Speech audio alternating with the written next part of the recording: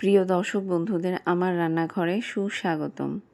আজকে তৈরি করব হিম হিম ঠান্ডা আম দুধ বা প্রচণ্ড গরমে প্রাণ ঠান্ডা করা ম্যাঙ্গো মিল্কশেক। রেসিপিটি আমি একদম সহজে ঘরোয়া পদ্ধতিতে তৈরি করে দেখাবো।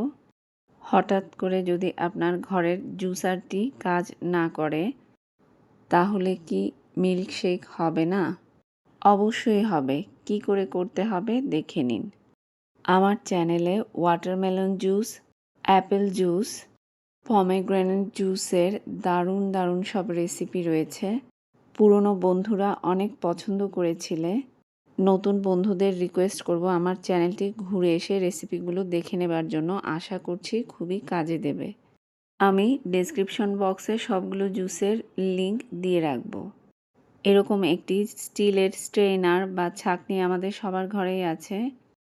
প্লাস্টিকের ছোট ছিদ্রযুক্ত ঝুড়ি হলেও হবে, সেটা দিয়েও এই কাজটি করা যাবে। আমি ছোট 3টি আম্রপালি আম নিয়েছি। আপনারা যে কোনো আম দিয়ে এই রেসিপিটি তৈরি করতে পারবেন। স্টিলের এই ছাঁকনির সাহায্যে আমগুলো ঘষে সুন্দর করে পাল্পটা বের করে নিচ্ছি। একদম স্মুথ একটা পাল্প বের হয়েছে, কোনো আঁশ এর মধ্যে নেই। আপনারা বেশি পরিমাণে করতে চাইলে আমের পরিমাণ আরও বাড়িয়ে নেবেন। আমি 3 গ্লাস আম দুধ তৈরি করব, তাই 3টে আম নিয়েছি। আমি এই রেসিপিতে কোনো চিনি ব্যবহার করব না, কারণ আম্রপালি আমটি অনেক মিষ্টি। এবারে 5টি কাজু বাদাম, 6টি পেস্তা বাদাম ও 1 চা চামচ চিনি মিক্সার জারের মশলার বাটিতে দিয়ে পালস মোডে একটু গুঁড়ো করে নিচ্ছি। তারপর এগুলোকে একটি বাটিতে ঢেলে নিচ্ছি। ডেকোরেশনের জন্য শরবতের গ্লাসগুলোকে তৈরি করে নিচ্ছি। গ্লাসগুলোর মাথায় একটি লেবুর টুকরো দিয়ে ঘষে নিচ্ছি। তারপর গ্লাসগুলোকে বাদামের গুঁড়োয় উল্টে দিয়ে ঘষে নিচ্ছি। দেখুন দেখতে কি দারুণ লাগছে। আপনি যখন মিল্কশেকটা খাবেন মুখের মধ্যে একটা চাবান পানীয়র অনুভূতি হবে। তার জন্যই এই কাজটা করা। তাছাড়া দেখতেও দারুণ লাগে। আমি হাফ লিটার দুধকে সকালবেলায় জাল করে ফ্রিজারে রেখে দিয়েছিলাম। ফ্রিজের নর্মাল চেম্বারে রেখেছি। সারাদিন থাকার কারণে দুধটা একদম হিম ঠান্ডা হয়ে আছে। আমগুলোকে আমি ফ্রিজ থেকে বের করে নিয়েছি। আম এবং দুধ দুটোই ঠান্ডা, তাই আলাদা করে আমি বরফ কুচি ব্যবহার করছি না। তবে কেউ চাইলে এখানে বরফ কুচি ইউজ করতে পারেন। সেক্ষেত্রে একটু চিনি মিশিয়ে নিতে হবে। চামচের সাহায্যে আম ও দুধকে খুব ভালো করে মিশিয়ে নিচ্ছে, একদম জুসারের মতো। এই কাজে আমাকে ঘরের ছোট সদস্য খুব হেল্প করেছে।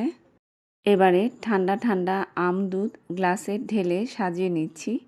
নতুন পুরনো সব বন্ধুদের আমার চ্যানেলটি পাশে থাকবার জন্য অসংখ্য ধন্যবাদ। চ্যানেলটিতে আজকেই যারা নতুন এই মুহূর্তে আমার রেসিপিটি দেখছেন সেই সব বন্ধুদের রিকোয়েস্ট করব চ্যানেলটিকে সাপোর্ট করে পাশেই থাকবার জন্য।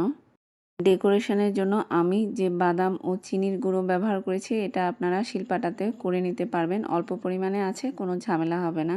এবারে ছোট টুকরো করে কেটে রাখা আম দিয়ে দিচ্ছি।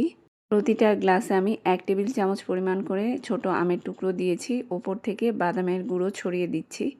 এতে মিল্কশেকটা মুখে দিলে মনে হবে যেন চাবান পানীয় খাচ্ছেন। দারুণ একটি অনুভূতি, মুখে দিতে মিলিয়ে যাবে, প্রাণ জুড়িয়ে যাবে। আজকে এ পর্যন্তই। কথা হবে পরবর্তী কোনো রেসিপি নিয়ে। সবাই অনেক বেশি ভালো থাকবেন। নতুন পুরনো সব বন্ধুদের এবং এই মুহূর্তে যারা দেখছেন সবাইকে অসংখ্য ধন্যবাদ।